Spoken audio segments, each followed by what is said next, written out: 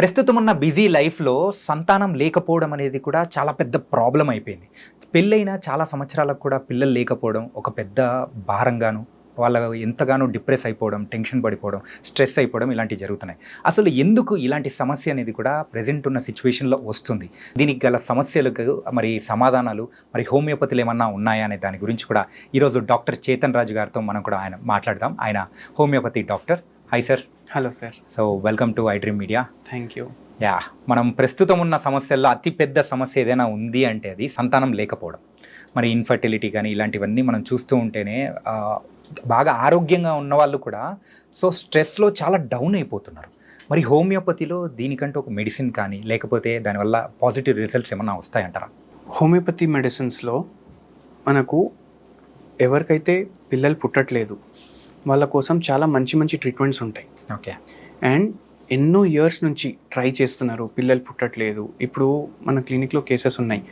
IVF చేయించుకున్న తర్వాత కూడా వాళ్ళకు ఎన్నోసార్లు ఫెయిల్ అవుతుంది. అను చాలా వరకు వింటున్నాం, బయట కూడా పాజిటివ్ రిజల్ట్స్ అనేది రావట్లేదు. వస్తాయి, బట్ మన ఫేట్ కూడా ఉంటుంది కదా.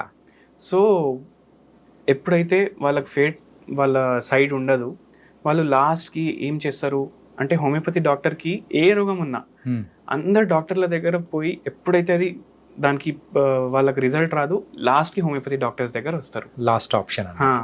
సో 37 years 38 years మేల్ ఉన్నప్పుడు వాళ్ళ వైఫ్ 35 36 37 ఆ ఏజ్లో వస్తారు. అప్పుడు మనం ఇద్దరికి కేస్ తీసుకొని మనం మెడిసిన్స్ ఇస్తాము. ఓకే. అండ్ బై ఛాన్స్ ఏమైనా చేంజెస్ చేసుకోవాలి, వాళ్ళ లైఫ్ స్టైల్లో వాళ్ళ డయట్లో ఏమైనా చేంజెస్ చేసుకోవాలి, అవన్నీ మనం చూసుకొని మెడిసిన్ ఇస్తాం అనమాట. ఓకే. అండ్ అవి కూడా అడ్వైస్ చేస్తాం. సో దాంతో మనకు మంచి రిజల్ట్స్ ఉన్నాయి. అంటే మెయిన్గా అయితే మగవాళ్ళల్లో ఎందుకు ఎక్కువగా ఇలాంటి ప్రాబ్లమ్స్ అనేది కూడా రీసెంట్ టైమ్స్లో గమనిస్తూ ఉన్నాం. అంటే మనం ఉన్న బిజీ లైఫ్ వల్ల ఇలాంటి ప్రాబ్లమ్స్ ఏమైనా వస్తున్నాయంటారా? ఇప్పుడు సంతానం లేకపోవడం ఇది 2 typesలో మనం చూసుకోవచ్చు. ఓకే. ఓకే. ఒకటి ఆడవాళ్ళల్లో కూడా ప్రాబ్లమ్స్ ఉంటే వస్తుంది ఈ ప్రాబ్లం, ఇన్ఫర్టిలిటీ ప్రాబ్లం. మేల్స్లో కూడా ఏమైనా ప్రాబ్లం అయితే వస్తుంది ఇన్ఫర్టిలిటీ ప్రాబ్లం. ఒక్కొక్కసారి ఇద్దరిలో ప్రాబ్లం ఉంటుంది. అయితే ఈ ప్రాబ్లం ఇప్పుడు ఎందుకు పెరుగుతుంది? ఒకటి మనం జస్ట్ థింక్ చేద్దాం. ఒక 50 years లేదంటే ఒక 70 years బ్యాక్ వెళ్దాం. మనం మన గ్రాండ్ పేరెంట్స్ టైంలో వాళ్ళకు 5 6 10 మంది అలా ఉంటుండే. అండ్ వాళ్ళ మ్యారేజెస్ కూడా అర్లీగా అవుతుండే, అంటే మరీ అర్లీగా అయిపోతుండే. ఇప్పుడు అబ్బాయి 15 years, అమ్మాయి 11 years 12 years ఉన్నప్పుడే మ్యారేజెస్ అయిపోతుండే. దాని తర్వాత కొంచెం ట్రెండ్ చేంజ్ అయింది. ఒక 30 years బ్యాక్, 40-50 years బ్యాక్. అప్పుడు ఏమైంది, ఇప్పుడు అబ్బాయి 10th పాస్ అయిండు, మెట్రిక్ కంప్లీట్ చేసిండు, అప్పటికి 17 years 16 years అయిపోయింది. ఇప్పుడు పెళ్ళి చేయించాలి అబ్బాయికి, ఎందుకంటే దాని తర్వాత వాళ్ళకి జాబ్స్ వస్తుండే, లేకపోతే ఏదైనా ఫ్యామిలీ బిజినెస్ కానీ అట్లా చేసుకుంటుండే. సో 18 yearsకి అబ్బాయిల పెళ్ళి అయిపోతుండే, అమ్మాయిల పెళ్ళి 15 years. మళ్ళీ ఆ ఏజ్ పెరిగింది. ఎందుకు? ఇప్పుడు గ్రాడ్యుయేషన్ వరకు చదువుతున్నారు అబ్బాయిలు, గవర్నమెంట్ జాబ్ కోసం ట్రై చేస్తున్నారు. సో 21-22 ఆ ఏజ్లో మ్యారేజెస్ అవుతుండే. అమ్మాయి ఏజ్ అప్పుడు 16 years 18 years. ఇప్పుడు ఎలా అయిపోయింది, అబ్బాయి 10th పాస్ అవ్వాలి, గ్రాడ్యుయేషన్ చేయాలి, పోస్ట్ గ్రాడ్యుయేషన్ చేయాలి, దాని తర్వాత జాబ్ తెచ్చుకోవాలి. జాబ్ తెచ్చుకున్న తర్వాత ఒక కార్ ఉండాలి, ఒక బిల్డింగ్ ఇల్లు ఉండాలి, దాని తర్వాతనే ఎవరైనా అమ్మాయిని ఇస్తారు. అండ్ అమ్మాయిల కేసులో ఏమైపోయింది, సేమ్ థింగ్. గ్రాడ్యుయేషన్, బీటెక్ చేయాలి, దాని తర్వాత మాస్టర్స్కి యూఎస్ వెళ్ళాలి, దాని తర్వాత వాళ్ళ ఏజ్ సెటిల్ అయినప్పుడు వరకు 25-26 అట్లా అయిపోతుంది. దాని తర్వాత పెళ్లి సంబంధాలు, దానికి ఒక 2 years ప్రాసెస్. దాని తర్వాత పెళ్ళి అయిపోయిన తర్వాత ఏమవుతుంది, అరే మనం ఇప్పుడే మ్యారేజ్ అయింది కదా, మనం ఒక 2-3 years గ్యాప్ తీసుకుందాం, దాని తర్వాత ప్లాన్ చేద్దాం పిల్లల కోసం అనేసి అంట. అప్పటికి అమ్మాయి ఏజ్ 30+ అయిపోతుంది, అబ్బాయి ఏమో 33-34. ఎందుకంటే ఇన్ జనరల్ ఇద్దరికి 3-4 years గ్యాప్ ఉంటుంది. దీంట్లో ఏమైపోతుంది అంటే ఎప్పుడైతే మనం మిడ్ ఏజెస్లో వచ్చేస్తాం కదా, అంటే 30 దాటిన తర్వాత మన ఫర్టిలిటీ తగ్గిపోతుంటుంది విత్ ఏజ్. ఓకే. అబ్బాయిలు 33కే పెళ్లి చేసుకుంటున్నారు, 35కి వాళ్ళు పిల్లలు ప్లాన్ చేస్తే వాళ్ళ స్పర్మ్ కౌంట్ కూడా తగ్గిపోతుంది ఆ టైంకి. ఓకే. సో దానివల్ల ఇన్ఫర్టిలిటీ ఎక్కువైతుంది. అదొక రీజన్. సెకండ్ రీజన్ ఏంటంటే ఇప్పుడు మనం ఫుడ్ తీసుకుంటాం కదా, మన తెలుగు స్టేట్స్ ఏవైతే ఉన్నాయి highest consumption of non veg food ఇక్కడే ఉంటుంది. సో చికెన్ ఫార్మ్స్ కూడా చాలా ఎక్కువ ఉంటాయి. లేయర్స్ ఉంటాయి, అక్కడ బ్రాయిలర్స్ ఉంటాయి. Yeah. అంటే లేయర్స్ అంటే they give only eggs, broilers అంటే చికెన్ కోసం వాడతారు. ఇప్పుడు వారానికి 2-3 సార్లు అయితే మనం నాన్ వెజ్ కన్జ్యూమ్ చేస్తాం చాలా మంది, గుడ్లు అయితే డైలీ కన్జ్యూమ్ చేస్తాం. సో దీంట్లో ఏమవుతుందంటే ఆ కోడి తొందరగా రెడీ అవ్వాలి అనేసి వాళ్ళు హార్మోన్స్ వాడుతున్నారు అక్కడ. ఓకే. అవి ఏమైపోతాయి, మనం అదే కోడిని కుక్ చేసుకొని తింటాం. ఆ హార్మోన్ చికెన్ బాడీలో పోయింది కదా, అది బాడీలో ఉండిపోతుంది, అది చనిపోతే కూడా అట్లనే మళ్ళీ మన బాడీలో ట్రాన్స్ఫర్ అవుతుంది. ఓకే. సో అది మన ఫుడ్ చైన్లో ఎంటర్ అయిపోయింది. దానివల్ల మన బాడీలో హార్మోనల్ ఇంబ్యాలెన్సెస్ వస్తాయి, అబ్బాయిలకు కూడా వస్తాయి, అమ్మాయిలకు కూడా వస్తాయి. దానివల్ల కూడా ఇన్ఫర్టిలిటీ ఒక కాజ్ అయిపోతుంది. ఓకే. దాని తర్వాత ఇప్పుడు అన్ని దేశాల కన్నా ఎక్కువ జనాభా ఎక్కడుంది, ఇండియాలోనే. ఇండియాలో హైయెస్ట్ పాపులేటెడ్ కంట్రీ ఇప్పుడు. సో మన ఫుడ్ నీడ్స్ కూడా అట్లనే ఉంటాయి. అంటే ఒక స్థలం ఉంది, దాంట్లోకి వెళ్ళి ఎంత ఫుడ్ రావాలి దానికన్నా ఎక్కువ ఫుడ్ మనం తీస్తాం. సో దానికోసం ఎక్కువ ఫర్టిలైజర్ స్ప్రే చేస్తాం, ఎక్కువ పెస్టిసైడ్లు స్ప్రే చేస్తాం. ఓకే. సో దాని తర్వాత మనకు పంట ఎక్కువ వస్తుంది, అట్లా మనకు సరిపోతుంది. అయితే ఆ పెస్టిసైడ్ ఫర్టిలైజర్ కూడా ఫుడ్ చైన్లో వెళ్ళిపోతుంది, ఇదంతా మన బాడీలో పోతుంది. దీనివల్ల కూడా ఇన్ఫర్టిలిటీ ఎక్కువ అవుతుంది.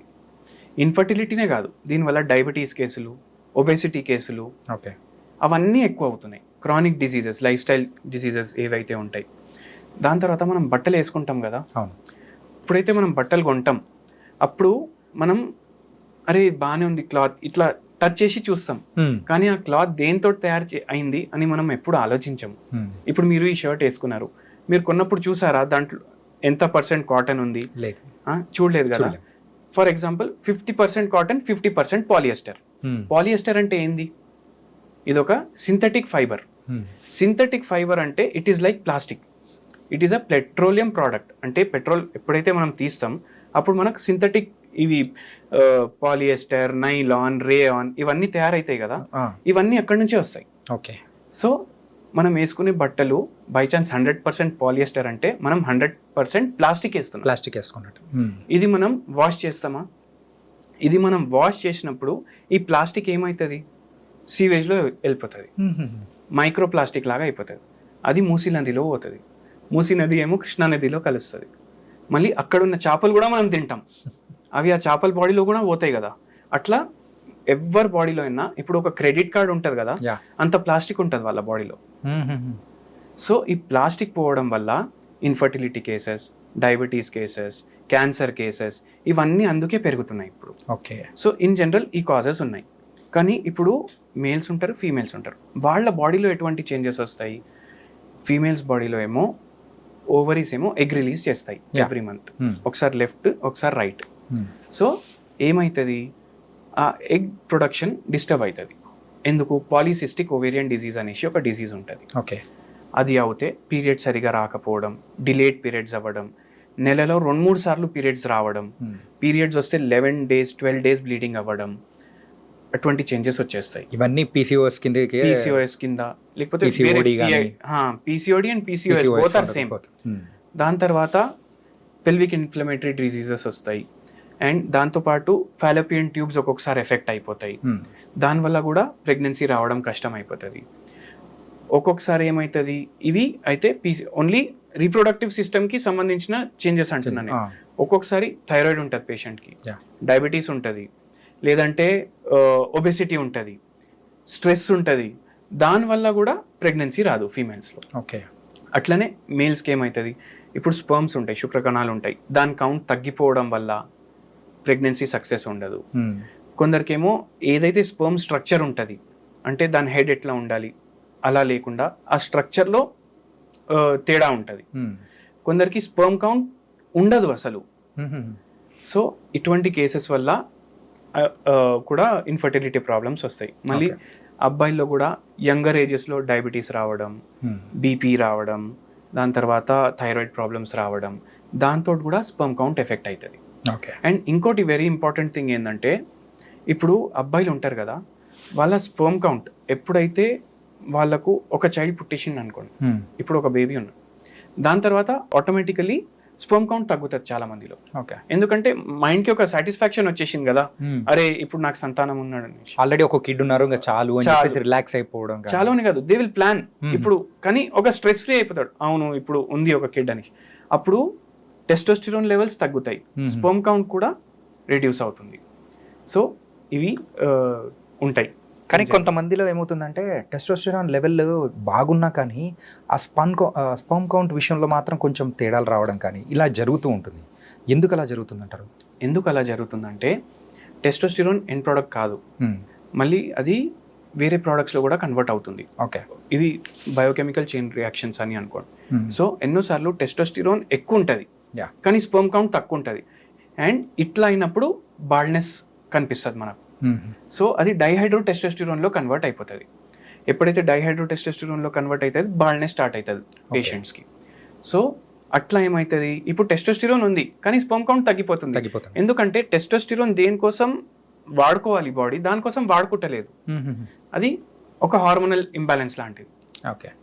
అండ్ ఇలాంటి ఇన్ఫర్టిలిటీ దానికి సంబంధించి అయితే హోమియోపతిలో ఎలాంటి రిజల్ట్స్ అనేది కూడా ఇప్పటివరకు చూసాము, అండ్ ఎంతవరకు సక్సెస్ రేట్ కానీ ఇట్లా ఎలా ఉందంటారు? ఇప్పుడు మీరు టెస్టోస్టిరోన్ గురించి మాట్లాడారు కదా, ఇప్పుడు మన దగ్గర ఒక పేషెంట్ వచ్చారు, వాళ్ళకు ఏజ్ ఆల్మోస్ట్ 32-33 ఉండే, కానీ ఆయనకు బాడీ బిల్డింగ్లో చాలా ఇంట్రెస్ట్ ఉండే. ఇప్పుడు బాడీ బిల్డింగ్ చేసుకుంటే ఓకే, బట్ దాంతోపాటు కొందరు ఏం చేస్తారు, స్టెరాయిడ్స్, అనబాలిక్ స్టెరాయిడ్స్ వాడతారు. రైట్. ఆ అనబాలిక్ స్టెరాయిడ్స్ వాడడం వల్ల టెస్టోస్టిరోన్ ఆ టైంకి అయితే పెరిగిపోతుంది. ఇప్పుడు బాడీలో టెస్టోస్టిరోన్ పెరిగిపోయింది, అయితే మన బాడీ ఎక్కడ ప్రొడ్యూస్ అవుతుంది టెస్టోస్టిరోన్? టెస్టిస్లో ప్రొడ్యూస్ అవుతుంది. టెస్టిస్కి బ్రెయిన్ ఏం సిగ్నల్ పంపిస్తుంది, అరే ఆల్రెడీ టెస్టోస్టిరోన్ ఎక్కువ ఉంది, ఇంకా ప్రొడ్యూస్ చేయకు. తర్వాత అయితే జిమ్మింగ్ ఆపేసిన తర్వాత ఇది ఆయన యంగర్ ఏజెస్లో చేసింది, 20-21 ఆ టైంలో చేసి, కానీ ఏమైపోతుంది బాడీలో టెస్టోస్టిరోన్ ప్రొడక్షన్ తగ్గిపోతుంది. బికాస్ ఆల్రెడీ ఉంది కదా టెస్టోస్టిరోన్, మనం బయటకు వెళ్ళి సప్లై చేస్తున్నాం. దానివల్ల టెస్టిస్ ఎట్రోపీ వచ్చేస్తుంది, అంటే చిన్నగా అయిపోతుంది testis, and they do not produce testosterone properly. So ఆ పేషెంట్స్ వాళ్ళ వైఫ్కి పీసీఓడి ప్రాబ్లం ఉంది. సో హోమియోపతి ట్రీట్మెంట్ మనం ఇచ్చినాము, and after 6 months to 1 year వాళ్ళు వాడారు, దాని తర్వాత వాళ్ళకు ప్రెగ్నెన్సీ కన్ఫర్మ్ అయిపోయింది. ఓకే. సో ఇట్లా చాలా కేసెస్ ఉంటాయి, కానీ it is a struggle for the patients also, ఎందుకంటే ఎన్ని ఇయర్స్ ట్రీట్మెంట్ వాడాలి అనేసి. సో ఇదైతే నేను ఇప్పుడు అడిగే క్వశ్చన్ ఏంటంటే ఒక జనరల్ క్వశ్చన్ అనమాట. యూజువల్లీ సో ఈ సైంటిఫిక్ మెడిసిన్స్ దానితో కంపేర్ చేసుకుంటే రిజల్ట్స్ అనేది కూడా హోమియోపతిక్ మెడిసిన్స్లో కొంచెం స్లోగా వస్తుంది అని అంటారు. Is it true? అది ఎంతవరకు మనం అపోహన లేకపోతే అది నిజమా? ఇప్పుడు జలుబు, దగ్గు, టైఫాయిడ్, మలేరియా, డెంగీ, ఈ పేషెంట్స్కి ఇవి వస్తాయి కదా రోగాలు, దీన్ని అక్యూట్ డిసీజెస్ అంటారు. ఈ రోగాలు వచ్చినప్పుడు ఎవ్వరు హోమియోపతి డాక్టర్స్ దగ్గర ఎక్కువ ఓరు, తెలిసిన వాళ్ళు వస్తారు. సో ఇటువంటి రోగాల కోసం వస్తే 2 రోజులు 3 రోజుల్లో తగ్గిపోతుంది ఆ రోగం. మన దగ్గర ఎక్కువ పేషెంట్స్ క్రానిక్ ప్రాబ్లమ్స్ తోటే వస్తారు. సో క్రానిక్ ప్రాబ్లమ్స్ వాళ్ళకి ఐదర్ లైఫ్ టైం ఉంటాయి, లేదంటే ఎన్నో ఇయర్స్ నుంచి ఆల్రెడీ ఉంటాయి వాళ్ళ బాడీ. సో ఎన్నో ఇయర్స్ నుంచి ఉన్న ప్రాబ్లం కొన్ని రోజుల్లో అయితే తగ్గదు కదా, వారం రోజుల్లో 10 రోజుల్లో అయితే తగ్గదు. సో అందుకే 6 months, 8 months, 1 year అట్లా వాళ్ళు వాడితే వాళ్ళకు తగ్గిపోతుంది, స్లోగా తగ్గుతుంది కానీ తగ్గుతుంది. టోటలీ రివర్స్ అవుతాయి ఎన్నో రోగాలు. అండ్ లైఫ్ టైం మెడిసిన్ వాడడం కన్నా ఒక 1 year, 2 years మెడిసిన్ వాడడం బెటర్ కదా. Yeah right, correct. So that is the thing. ఈ హోమియోపతిక్ మెడిసిన్స్తో పాటు మీరు లైఫ్ స్టైల్ ఎలా ఉండాలి ఏంటి అనేది కూడా మీరు సజెస్ట్ చేస్తారా ఒక పేషెంట్స్కి? Infertility, not an infertility, in general homoeopathic దాంట్లో ఇప్పుడు మనిషికి ఏం రోగాలు లేవు అనుకోండి, మనిషి 8 hours to 9 hours పడుకుంటున్నాడు, ఫిజికల్ యాక్టివిటీ చేస్తున్నాడు, కరెక్ట్ ఇంట్లోనే వంట చేసినవి తింటున్నాడు, అంటే ఆ మనిషికి రోగాలే రావు. Okay. Present so chronic diseases కానీ ఏ డిసీజెస్ అయినా కానీ ఎలా వస్తున్నాయో మీరు చాలా చక్కగా చెప్పారు సార్. నిజంగా బయట ఫుడ్ కానీ ఇలా బోల్డ్ అన్ని రీజన్స్ ద్వారా మన లైఫ్ స్టైల్లో ఎలాంటి అంటే ఉన్నాయో దానికి తగ్గట్టు చెప్పారు. Really thank you so much sir. Thank you.